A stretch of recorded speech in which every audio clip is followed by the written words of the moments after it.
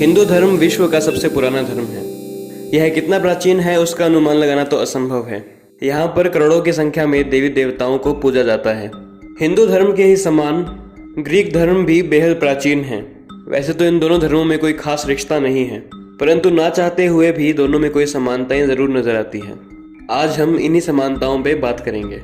तो नमस्कार दोस्तों, स्वागत है आपका धर्म और मोक्ष में। मैं हूँ ऋषि तावड़िया और शुरू करते हैं आज की ये बात।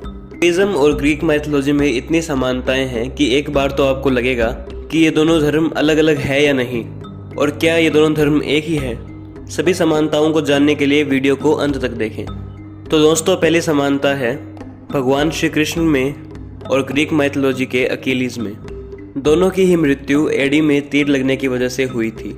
हम जानते हैं कथा अनुसार श्री कृष्ण की मौत उनके एड़ी पे तीर लगने की वजह से हुई थी। वहीं अकीलीस के पैर पे भी तीर ही लगा था, जिसके कारण उसकी मौत हुई थी। दूसरी समानता है माँ सीता और परसेफन में। हम सभी जानते हैं कि रामायण में रावण ने सीता जी का हरण किया था और जबरदस्ती उन्हें लंका लेकर चला गया था। उसी प्रकार ग्रीक मान्यता के अनुसार परसेफन का हरण हेड्स ने किया था। हेड्स ने पहले उनसे शादी का प्रस्ताव रखा, परंतु उन्होंने मना कर दिया, तो बाद में भाई के कहने पर उनका अपहरण कर लिया। दोस्तों, एक समानता दिखाई देती है देवराज इंद्र और जियूस में। हम सभी जानते हैं कि इंद्र देवताओं की राजा है। उसी प्रकार ग्रीक मान्यता में जियूस देवताओं का राजा है। और सबसे हैरानी वाली बात तो यह है, जिसे सुनकर आप पूरी तरह चौंक जाएंगे, कि देवराज इंद्र और जियूस दोनों के शस्त्र बिल्कुल समान हैं। जिस प्रकार देवराज इंद्र का हथियार वज्र है, उसी प्रकार जियूस का हथियार भी वज्र ही है, जिसे थंडरबोल्ट कहा जाता है। अगली समानता है त्रिदेव में और होली ट्रिनिटी में। हम सभी जानते हैं हमारी हिंदू मान्यताओं के अनुसार मुख्यतः 3 देव सबसे बड़े हैं, जिन्हें त्रिदेव कहा जाता है। वो है ब्रह्मा, विष्णु और महेश। ठीक उसी प्रकार ग्रीक मान्यता में 3 देवता ऐसे हैं जिन्हें सबसे मुख्य माना जाता है। इनका जिक्र ग्रीक इतिहास में मिलता है। इसके बाद अगली समानता है सप्तऋषि में और 7 सिस्टर्स में। हिंदू धर्म में सप्तऋषि की एक अहम भूमिका है, जो कि आकाश में चमकते 7 तारे हैं। ठीक इसी प्रकार ग्रीक मान्यता में भी 7 सिस्टर्स की एक बात सामने आती है। यह 7 सिस्टर्स पाइट्स के नाम से विख्यात है। समानता की बात करें तो समानता यह है कि यह भी आकाश में तारे के समान टिमटिमाते रहते हैं। अगली समानता है रामायण में और ट्रोजन वॉर में।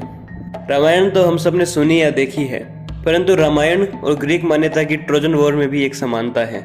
इस प्रकार रामायण का युद्ध एक नारी के हक के लिए लड़ा गया था, उसी प्रकार ट्रोजन वॉर भी एक नारी के हक के लिए लड़ा गया था। जिस प्रकार रामायण में रावण ने सीता माता का हरण किया था, ठीक उसी प्रकार हेलन के साथ भी हुआ था, जिसके कारण ट्रोजन वॉर हुई थी। अगली समानता है अपोलो और सूर्यदेव में। सूर्यदेव के समान ही अपोलो को भी सूर्य का देवता माना जाता है। दोनों में एक समानता और है, सूर्यदेव और अपोलो दोनों को ही स्वर्ण रथ पर चलता हुआ माना जाता है। अगली समानता है पोसाइडन और वरुण देव में। जिस प्रकार वरुण देव को समुद्र, पानी, समुद्री जानवरों का देवता माना जाता है, उसी प्रकार पोसाइडन को भी समुद्र, पानी और समुद्री जानवरों का राजा माना जाता है।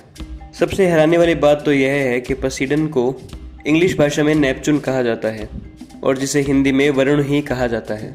अगली समानता है रिया और अदिति में। अगर इन दोनों के नाम पर ध्यान दिया जाए, जहाँ रिया का अर्थ है बहाव, आज़ाद, वहीं अदिति का अर्थ है लिमिटलेस, बाउंडलेस। वैसे दोनों का अर्थ एकदम समान तो नहीं है, परंतु किसी प्रकार दोनों के नाम में रिश्ता जरूर है। रिया को देवताओं की माता माना जाता है, जैसे कि जियूस की माता। उसी प्रकार अदिति को भी देवताओं की माता माना जाता है। इंद्र भी माता अदिति के ही पुत्र है। दोस्तों, ये समानताएं देखकर काफी जिज्ञासा उत्पन्न होती है। आखिर दूर दराज दोनों धर्म जिनमें कोई रिश्ता नहीं है, उनमें आखिर इतनी समानताएं कैसे हो सकती है। दोनों ही धर्म हजारों लाखों साल पुराने हैं। मेरे अनुसार तो इन धर्मों में काफ़ी जानकारी छुपी हुई है, जिन्हें आज की साइंस टेक्नोलॉजी नहीं खोज पाई है। आपका इसके बारे में क्या विचार है, कमेंट सेक्शन में ज़रूर बताएं। अगर आपको यह वीडियो पसंद आई तो इसे लाइक करना ना भूलें और ज़्यादा से ज़्यादा शेयर करें, और हमारे चैनल धर्म और मोक्ष को सब्सक्राइब करना ना भूलें। धन्यवाद।